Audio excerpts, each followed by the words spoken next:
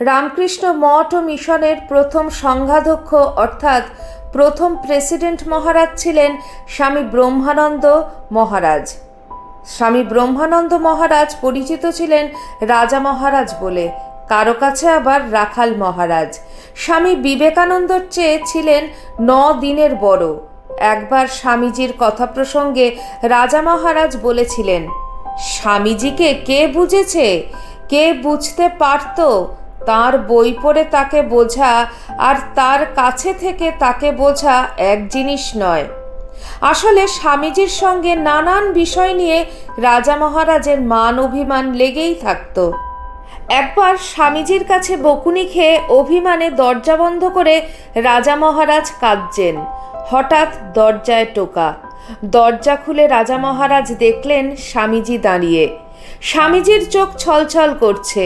স্বামীজি রাজা মহারাজকে জড়িয়ে ধরলেন, বললেন, রাজা, ঠাকুর তোমাকে কত আদর করতেন, ভালোবাসতেন, সেই তোমাকেই আমি বকি, কত কটু কথা বলি। আমি আর তোমাদের কাছে থাকবার যোগ্য নই। কথা বলতে বলতে স্বামীজিও কেঁদে ফেললেন। রাজা মহারাজ স্বামীজির চোখ মুছিয়ে বললেন, তুমি ভালোবাসো বলেই বকো, বুঝতে পারি না বলে অনেক সময় কান্না পায়। আর একবার স্বামীজি রাজা মহারাজকে বললেন, দেখো রাজা, একটা কাজ করতে পারো? রেসিং হর্স যখন অকেজো হয়ে পড়ে তখন কি করে জানো? তাকে বন্দুকের গুলিতে মেরে ফেলে। আমি তোমাকে একটা রিভলভার জোগাড় করে দেব, তুমি আমাকে গুলি করে মারতে পারবে? আমাকে মারলে কোনো ক্ষতি হবে না, আমার কাজ ফুরিয়ে গেছে। রাজা মহারাজ তাই শুনে কেঁদে ফেললেন। এই রাজা মহারাজ বেলুর মঠে 5টি বাতাবি লেবু গাছ লাগিয়েছিলেন, কারণ ডাক্তাররা স্বামীজিকে বাতাবি লেবু খেতে পরামর্শ দিয়েছিলেন, কিন্তু স্বামীজি তার আগেই মারা যান। গাছে তখন সবে ফুল এসেছিল। স্বামী ব্রহ্মানন্দ মহারাজজির পূর্বাশ্রমের নাম ছিল রাখালচন্দ্র ঘোষ। জন্মেছিলেন উত্তর 24 পরগনার শিকরা কুলিন গ্রামে। 12 বছর বয়সে কলকাতায় এসেছিলেন পড়াশোনা করতে। সেখানেই নরেন্দ্রনাথের সঙ্গে প্রথম আলাপ হয় রাখালচন্দ্রের। নরেন্দ্রনাথই তাকে নিয়ে যান ব্রাহ্ম সমাজে। নরেন্দ্রনাথের কথায় রাখাল যোগ দেন ব্রাহ্ম সমাজে। বাল্যবিবাহের রীতি মেনে রাখালচন্দ্রের বিবাহ হয়েছিল অনেক কম বয়সে। স্ত্রীর নাম ছিল বিশ্বেশ্বরী দেবী। কিন্তু সংসার নিয়ে রাখালচন্দ্র বরাবরই উদাসীন প্রকৃতির, কারণ ঈশ্বরে ভক্তি তাঁর প্রবল। স্ত্রী বিশ্বেশ্বরী দেবীর দাদা মনমোহন মিত্র ছিলেন ঠাকুর শ্রী শ্রী রামকৃষ্ণদেবের ভক্ত। তিনি রাখালচন্দ্রকে একদিন নিয়ে গেলেন শ্রী শ্রী ঠাকুর রামকৃষ্ণ পরমহংসদেবের কাছে। ঠাকুর রাখালের ভক্তি দেখে আকৃষ্ট হলেন। কয়েকবার দক্ষিণেশ্বরে আসা যাওয়া করার পর রাখালচন্দ্র ঠাকুরের কথাবার্তায় এতটাই প্রভাবিত হলেন যে ঠাকুরের সঙ্গেই বসবাস শুরু করে দিলেন। সেই সময় ঠাকুরের কাছে নিয়মিত আসা শুরু করেছেন নরেন্দ্রনাথ ছাড়াও কলকাতার নামি দামি শিক্ষা প্রতিষ্ঠানের মেধাবী ছাত্ররা। ঠাকুর স্বয়ং রাখালকে আধ্যাত্মিক শিক্ষা দেওয়া শুরু করেন।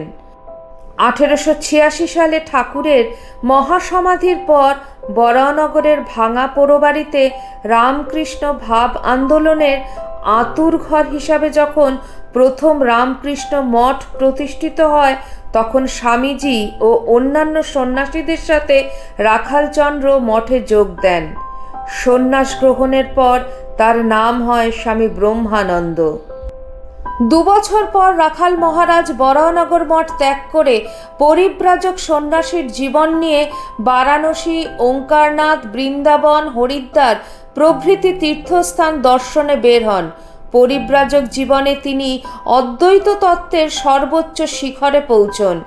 এই সময় দিনের পর দিন তিনি সমাধিস্থ হয়ে থাকতেন। পরিব্রাজক জীবন শেষে মঠে ফিরলেন তিনি। এদিকে স্বামী বিবেকানন্দ তখন পাশ্চাত্য পরিভ্রমণ সেরে সদ্য ফিরেছেন এবং রামকৃষ্ণ মঠকে পুনর্গঠন করার সিদ্ধান্ত নিয়ে ফেলেছেন। অনেক সন্ন্যাসী মঠ তৈরির ভাবনার বিরোধিতা করেন। এই সময় স্বামী ব্রহ্মানন্দ স্বামীজিকে নানান বিষয়ে সাহায্য করেন।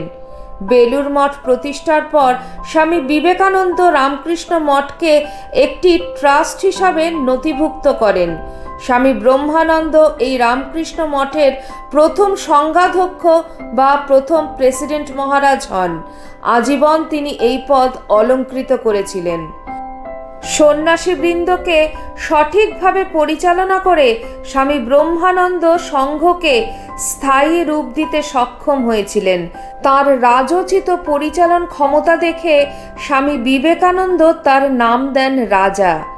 সেই থেকে সংঘে তিনি রাজা মহারাজ নামে পরিচিত হন। একবার স্বামী ব্রহ্মানন্দের কাছে এসেছেন বিজ্ঞানী মেঘনাথ সাহা। মেঘনাথ সাহা কথা প্রসঙ্গে হাসতে হাসতে স্বামী ব্রহ্মানন্দকে বললেন, আমাদের বিজ্ঞান সবাইকে হাতে নাতে প্রমাণ করে বোঝানো যায়, আপনার ধর্মের ক্ষেত্রে কিন্তু তা সম্ভব নয়। স্বামী ব্রহ্মানন্দ বললেন, না, তোমার বিজ্ঞানও তুমি সবাইকে হাতে নাতে কোনোভাবেই প্রমাণ করে বোঝাতে পারো না।